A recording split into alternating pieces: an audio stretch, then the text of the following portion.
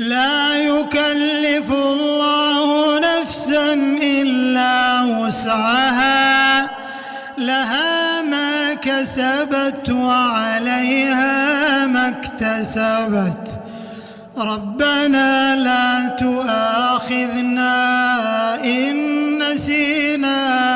أو أخطأنا، ربنا ولا تحمل علينا إصرا كما حملته على الذين من قبلنا، ربنا ولا تحملنا ما لا طاقة لنا به